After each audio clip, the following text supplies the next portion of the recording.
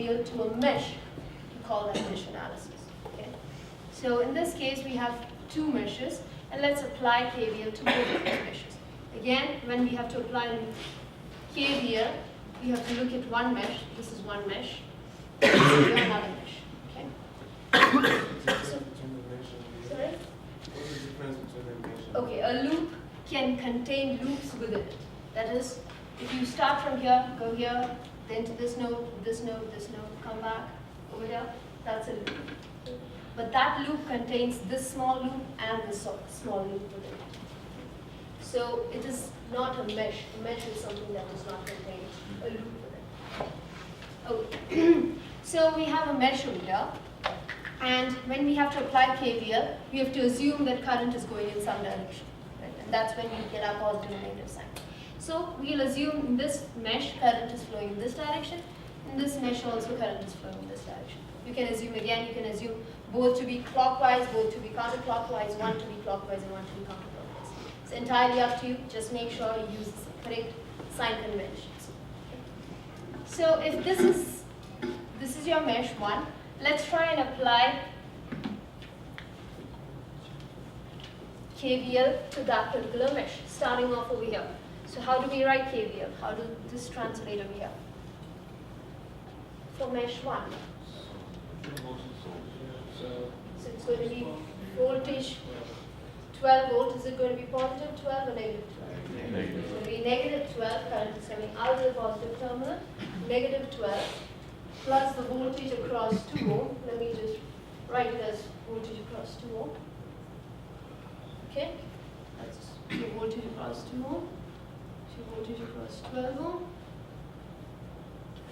voltage across 4. Okay?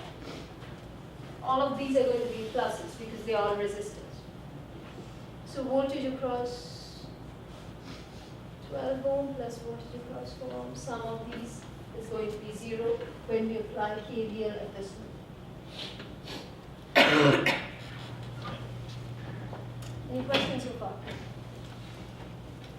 Okay, so just as in the case of nodal, what we did was we applied KCL at a node, and then we changed all the currents, which we didn't know. We wrote those currents down in terms of voltage and resistance, right? Over here, we'll apply KVL at this mesh, everything we did till now, and then whatever voltages we don't know, we'll write those voltages in terms of mesh current and the resistance. Okay? So this is your mesh current, a current that's flowing through mesh 1. And in terms of mesh current, what is the voltage across 2 ohm?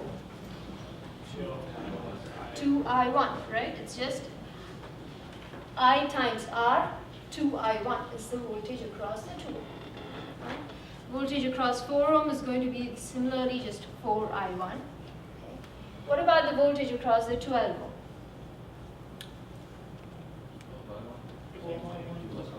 12I1. Okay.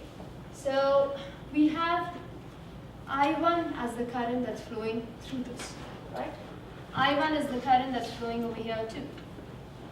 Is I1 the sole current that's flowing through the 12 ohm? no, There is still another current that's flowing through the 12 ohm, right? In this loop over here. So there is I1 coming in this way, there's I2 coming in this way. And the current that's flowing through 12 ohms is going to be an effective of both of these currents. Or if you want to look at it, you can think of it like you have one voltage source and it might be supplying power, and there might be some current coming into the 12 ohm due to this one voltage source. There might be some current coming into the 12 ohm due to this 8 volt source. And the amount of current that's actually flowing through the 12 ohm is going to be the effective of these two. do we know for sure that that's the direction of I2? No, we don't know for sure. This is just an assumption of the direction. Okay. You can assume another direction, and we'll look at that in a second. Then the voltage would be 12 I1 plus 12 Okay, so what is the current that's flowing through 12 ohm right now? What is the, if we have to think of it as the effective of I1 and I2, we can write the current as I1 minus I2. Okay? Because I1 is coming into the positive terminal, I2 is going to opposite direction. So the current that's flowing through the 12 ohm is going to be I1 minus I2. If we assume this to be the direction of the currents. Okay? Just in case we assumed I2 to have this particular direction, if this was my assumption when I started off, what would be the effective current? It would be I1 plus I2 would be the current. Okay? Does that answer your question? You can assume whatever direction, just make sure that you use the correct sign conventions. So let's go back to. Okay?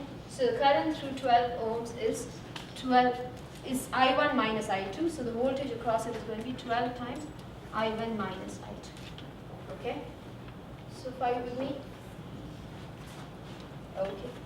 And now that we have all the voltages, we can just replace them in this equation out here. We have negative 12 volts plus 2I1 plus 4I1 plus 12I1 minus 12I2 is equal to 0.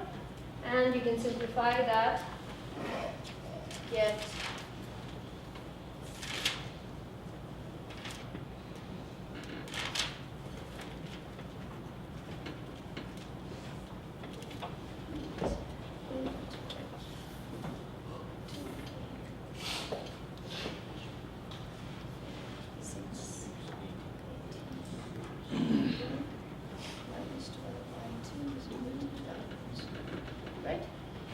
like that, and they have a common factor of 6, so let me take that out just so that it's in its most simplest form. Okay, I just divided it all by 6. You don't have to bother doing that, but it will be a bit easier when you have to solve for 2 equations. So we have one equation right now which has 2 variables, I1 and I2, and we can get another equation by looking at this mesh. And over there we'll again have I1 and I2. We have another equation with I1 and I2, and we can solve the 2 equations. Okay. So in the case of the second loop, what is KVL going to say? Or how can we write down KVL for the second loop? Let's start out here. 9 what? 9 I2. Okay, now we'll just write down as positives. We'll just write down in terms of currents. Sorry? Let's go this way. This is how our current is flowing, right? So we started over here. What about the 8 volt? It's going to be plus 8 volts. Out here? Plus 3 I2. And what about the 12 volt? This should be minus 12. It's got to be minus V12, or in this case, current is going into the negative terminal of this, or into the negative terminal of this voltage, right? For this element, we already said that the voltage is V12, positive polarity within negative here. So this mesh current, I2, is going into the negative terminal, so it's got to be a negative. And that's why we put the negative V2. You can put it in the negative V12 ohm. Is that fine? You can write it as negative V12 ohm, right? And V12 ohm was already given over here as 12 times I1 minus I2. That's where I got that from. Okay? Any questions on how I got this? No? Okay, good. So this can also be written as, all of this being same, 9 I2 plus 8 volt plus 3 I2 plus 12 times I2 minus I1, right? I just take this negative inside, I can write it like this. And this is how you will generally see it written, which just means that we are assuming the polarity of the current flowing into the resistor to be positive. Whichever mesh you're looking at, you generally just assume that the current into that resistor is flowing in the positive direction. Okay? You don't have to bother about it. This, I just said that you can write it in this fashion. This makes sense. This is how we follow in this class. This is how you might see it written in Dr. Cox's notes if you happen to go through his notes. It just means that in every mesh we assume that the direction, or we assume the polarity to be positive wherever the current is going into that mesh. Okay? Right, so we can simplify the circuit. These two are same things. We can go ahead and simplify this equation to look something like that. Okay? That's going to be 9 plus 3. Sorry, what? 2480. 24, okay. So you can tell me that 24 I2? Yes. Okay, can't find my page. Okay, and negative 12 I1 plus 24 I2 is going to be equal to negative 8 volts. Just simplify that, that's what you're going to end up getting. And again, you have a factor of 4 out here, and I can take that out. So I'm going to divide all of this by 4. So I have 6I2 is equal to negative 2 volts. That's my second equation. We have two equations, both with two variables, I1 and I2. We can solve those to find I1 and I2, right? So if we add 1 and 2, equation 1 and 2, and we add 1 and 2, we will find that this I1 goes off, okay? All you're left with is 4 I2, which is equal to 0 volt. I'm just solving these two equations. You can use your calculators too, if that helps you better. Okay, so I2 over here comes out to be 0 amp. Okay. So from these two equations, I2 comes out to be 0 amp. If I2 is 0 amp, I1 is just 2 by 3 or 0.67 amps. Okay. This is just solving the two equations. No? Don't agree with me?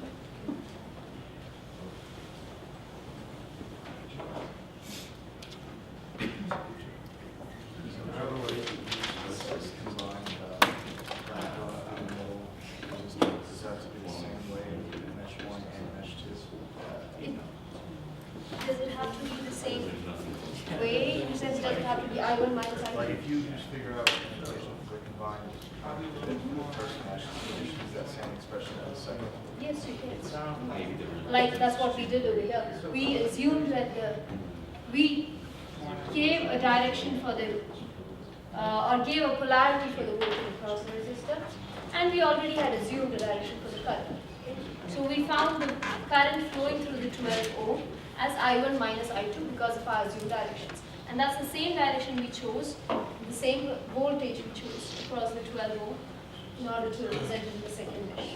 Does that answer your question? This is the same voltage across 12 ohm that I've written out here. Okay? But then the sign changes. The sign is, okay, yeah. In this case, it's just because my direction of current is now, sorry, that was just something I put in between to explain. In this case, your mesh current 2 is flowing into the negative terminal, and that's why you have that negative sign. But if you had assumed this current to have I2 to have this particular direction, it would still be plus. Okay? Is that clear? Okay, so that's as far as your mesh analysis goes. It's just plain KVL. The only thing is that whenever you have a common branch which has two mesh currents, you need to figure out what's the expression for the current through that common branch. Apart from that, it's just KVL what we did so now. Yeah. So, if there's no current flowing through the second half of that circuit, then you can basically just consider it an open right there, Yes. and it would make that point below the 12 volt just 0 volts, because you have a voltage. I don't know. You have, what Raymond out here is saying is that we have this part of the circuit playing no role Yeah. because there's no current flowing through, which is Okay. entirely true. Whenever there's no current flowing through a circuit, you can just take it out, okay? But ground, as I said, it's always up to you. You can decide which point you want to choose as ground or reference point. Generally, it's chosen as the negative terminal of the battery. So it does not matter. You're welcome to choose this point. It's just that all the other points are going to be relatively different. That's all. So if this is taken as ground, voltage over here is going to be something less than 0. Oh, Okay? Or something, greater. something more than 0. Okay? And it's going to be whatever the voltage across 4 ohm. Okay? Does that answer your question? Yeah. Okay? So in this case, we do not have any current in the second loop. And so the current through 12 ohms is just the current that's flowing in branch 1 or in mesh 1. Okay. Just the same current for this particular case, because I2 came out to be 0. Okay. So the effective current through 12 ohms is just the current that's flowing in branch 1 or in mesh 1. Okay. Is that clear? Okay, so let's say for the very same circuit, instead of having this 8-volt source over there, I have this 8-amp source. Now what happens, or what changes in the circuit, or in how you solve the circuit? You would know the current already? Sorry? You'd already know the current. You would already know the current. Okay, you already know what this mesh current I2 is going to be. If you're doing mesh analysis, you are already given the second current. Okay. Yes. I have a question on 6. Before you change it to the 8 amps, when it was 8 volts, part C has the power dissipated in the 3 ohm resistance. Yes. Is that infinite or? What is the, okay, that's a good question. Let's get back. So in this 3 ohm resistor out here, how would you find the power that's dissipated at the 3 ohm? I square R, I times voltage. Okay, and what is the current in this case? 0. So there is no power dissipated. There is no current. Resistance is not infinite. Resistance is through 3 ohms. Just because I took it off, I did not take it off because it is infinite resistance. I just took it off because there's no current.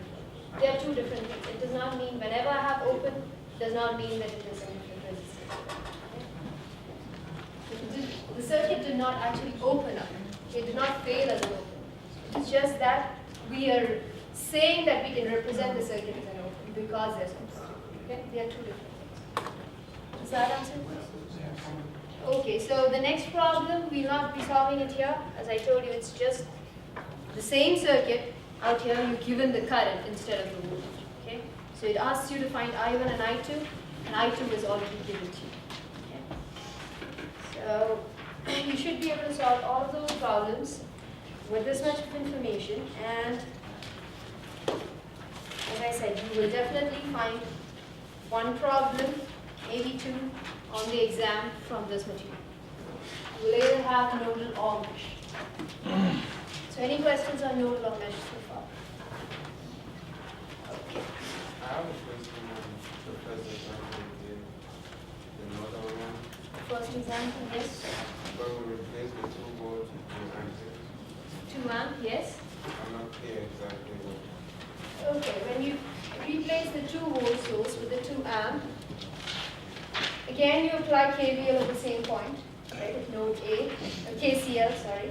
KCL at node A, that's the sum of the currents is equal to 0.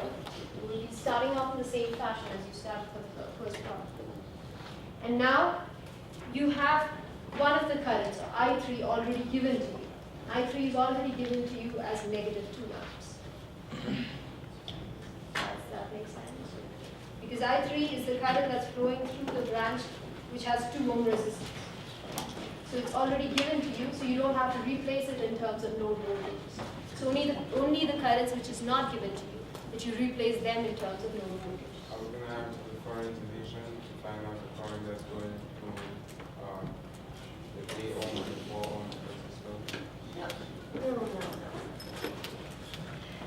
You can do current division when you have one current source, or you have one current coming into 2 nodes, and you don't have any sources in that node. You can do current division only when you have 2 resistors, and only 2 resistors. Okay? As soon as I put a voltage source over here, you can no longer do current division.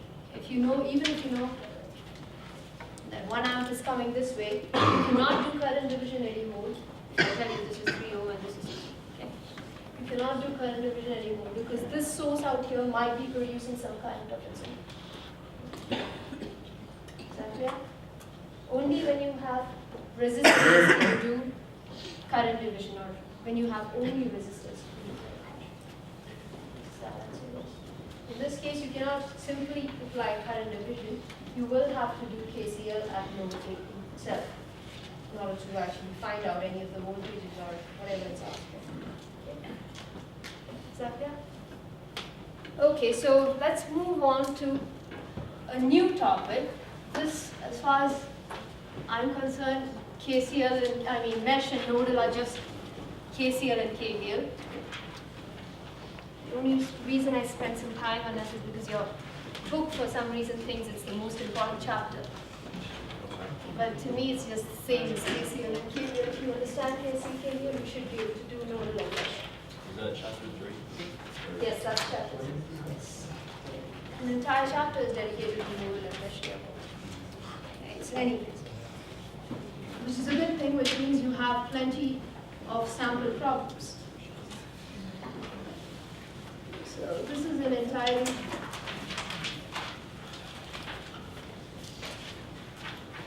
new topic, and this is going to be a last topic till exam one. Okay? So we'll start off on it today, and we'll cover it on Thursday. Well, so what we mean by source transformation is that if you're given any circuit, however complicated the circuit might be, you can represent that circuit in terms of a voltage source in series with a resistor, or in terms of a current source in parallel with a resistor. Any circuit can be represented in terms of, can be represented as one of these two, okay? Any given circuit. And so that is really helpful when we have a lot of complicated circuits and we have to do a lot of analysis on it. If we simplify it into one of these two forms, we can do the further analysis by just using this circuit. Okay? That was the help we had. Are we missing something, or is this like a... I had some other things I had to take care of before I get in this class. I think that should have been taken care of at 11 o'clock or maybe after 12:30. I don't see what might be the point if you entering class at 12 o'clock. This, as I said, I don't take any attendance out here. You're welcome to come in over here if you want to learn something. If you think you can get something out of this class. If you don't think you're going to get anything out of this class, I can teach it even if there are 5 students who want to listen. I don't want the class to be entirely full. There's no point in people just walking in and out of the class for no particular reason. So you might want to talk to me at the end of the class and we can see what was so important that we had to miss 1 hour of the class and you thought you might get something out of it in the end, 20 minutes. Anyways, so we have any circuit that can be simplified into these two forms. And as I said, when we did about resistances, equivalent resistances, the reason we found equivalent resistances was if you have a complicated circuit, you can find the equivalent resistance, and then whenever you are trying to find the current that's flowing through that circuit or finding the voltage, you can always just use that equivalent resistance, right? And so same way, whenever we simplify a circuit into one of these two forms, it helps us in solving all of the rest of the problems, okay? And this circuit with a voltage source in series with a resistor is what we call a Thevenin equivalent circuit, okay? This is called Thevenin equivalent circuit. And this circuit where we have a current source in parallel to a resistor is known as Norton equivalent circuit. These just named after people who found them, okay? So this is a Norton equivalent circuit, and this is a Thevenin equivalent circuit. And because this is called Thevenin equivalent circuit, this voltage source we find is known as Thevenin voltage, represented as VTH. So the Thevenin voltage, and this is Thevenin resistance. Okay.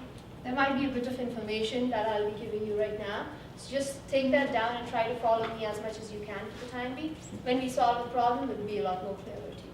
Okay. So this is known as Thevenin voltage, and that's known as Thevenin resistance. And because this is the current source, it's denoted as I, and it's denoted as IN, representing Norton current. So if you have a circuit, you can find the Norton current and also find the Norton resistance. And if you put the Norton current in parallel to the Norton resistance, you will have a circuit that will work exactly same as your original circuit. And we'll get to that in a minute. So, as I said, when you have any circuit, they can be simplified to either of these. Okay? And these two are equivalent circuits. Both of them are equivalent. Any circuit, if it can be simplified into this circuit can also be transformed into this. And this circuit can also be transformed into this. That's what we call source transformation. You're transforming from a voltage source to a current source, or you can transform from a current source to a voltage source.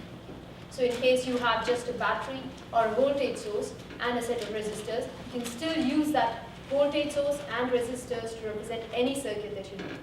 Okay. Just those two things are enough to represent it. Okay, so when I say these two are equivalent, I mean that they have the same current voltage relationship. That's what we define equivalent, right? When we started off with R equivalent or equivalent resistances, we said that equivalent circuits have the same voltage current relationship. Okay. What I mean by that is that if I connect a load between these two output terminals, let me call it A and B. If I connect a load between A and B over here, the current that's flowing through that load has to be the same as the current that will flow through the load if I put that load over here. Same way, the voltage across that load has to be the same as the voltage across that load if I put that load over here. That's what I mean that these two circuits are equivalent. Okay? So let's try and find what the voltage across both of these is going to be when there is no load. When there is no load or when this is open circuit. Open circuit, it's OC, that's what I represent by OC. The voltage between A and B when it's open circuit has to be the same as the voltage between A and B when it's open circuit. Right? If I put a load, if they have to have the same voltage. If I don't put a load also, they should have the same voltage. That's when they are unequal. Fine? Okay, so in the case of the Thevenin circuit, what is the voltage between A and B when there's no load? What is the load voltage over here? Across No, infinity, right? 0. Okay. Did I hear infinity? Any other options? Whatever the voltage is. Sorry? I'm asking you the voltage between A and B for this circuit, for the Thevenin circuit, or open circuit voltage. We did this in the quiz. When you have open, when there's no current over here, so does that mean there's no voltage between here?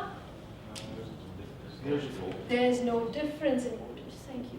There's no difference in voltage between these 2 points, right? That was your quiz question, I think. Many of you missed it. I hope you would have got it by now. That's also different than voltage.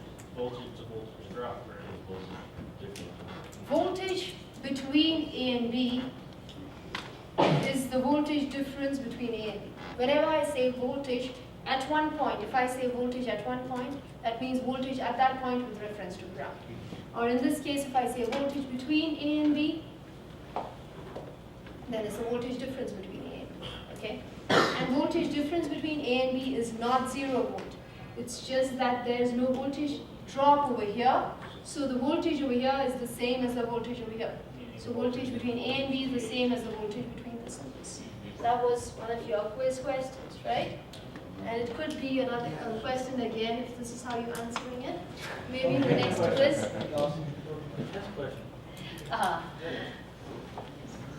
You're already losing 5 points on the quiz. You want to lose 8 points on the test? Yes. So the open circuit voltage for the Thevenin circuit is going to be VTH, or the voltage between A and B is going to be VTH.